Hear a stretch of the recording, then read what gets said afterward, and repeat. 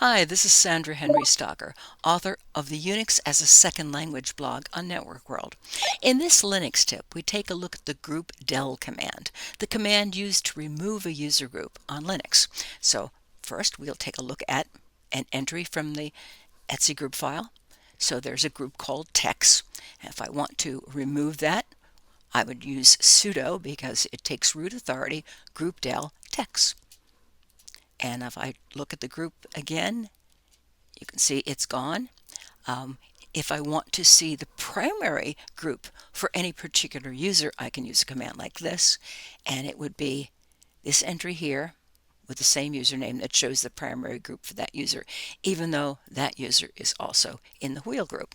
Well, that is your Linux tip for the groupdel command.